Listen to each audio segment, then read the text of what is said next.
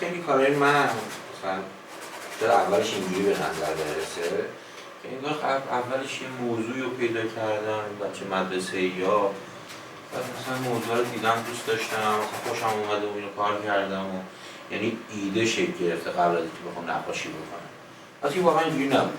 یعنی من اول سعی می‌کردم اطرافمو نگاه کنم، بعد یه عالمه طراحی کردم با موضوعات مختلف، مسیر خیابون، داخل خونه، جمع آدما، بچه‌ها.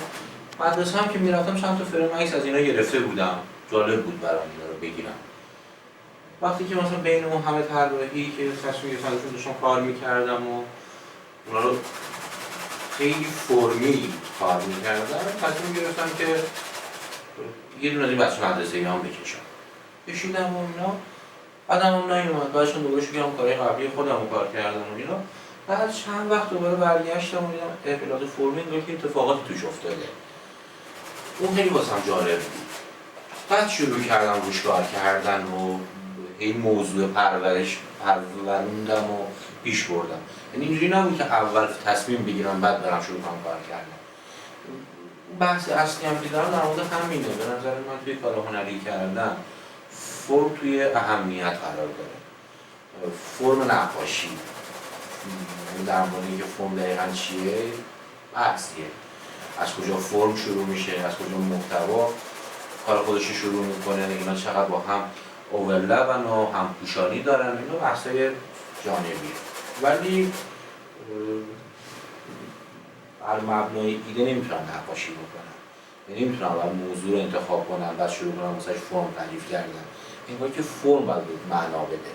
از داخل فرم باید معنا کم کم شکل بگیره. این خیلی واسم جالبه. تو همین کار بچه‌ام که دارن کار میکنن همیشه ثابت نیست. مثلا فرمی که تو اون دارن برخوردی که باش میکنن به لحاظ سبکی این تفاوتایی با این میکنه.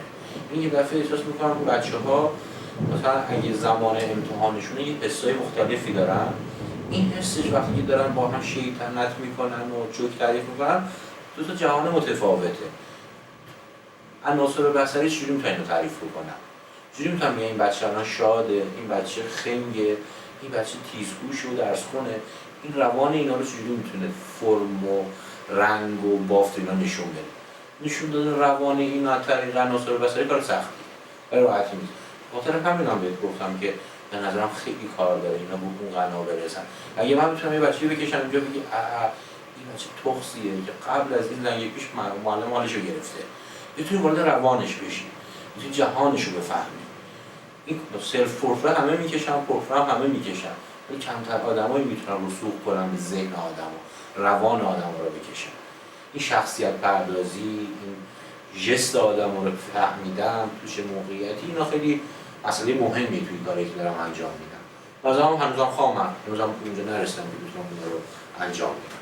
ولی دغدغه‌ام این مسئله پیشم اینه تا اینکه مثلا حالا اینا یه توی به سرش زندگی روزمره‌شونه، یه فضای انقیادی داره، مدرسه یه اتوریتی توش وجود داره، اینا از کنار این معناها شکل میگیره، اینا در نهایت توی لایه بعدیش به اینا میرسه. ولی توی اونها من دخل تصرف نمیکنم. اونها تجربه‌های معمول همه آدم‌هاست از فضای مدرسه. و اونها وقتی نگاه میکنن بسته به خاطرات و تجربیات خودشون پی اونا میگردن. ولی مسئله اصلی من روان ایناست. اگه بتونم روان اینا رو کنار هم معنا داره.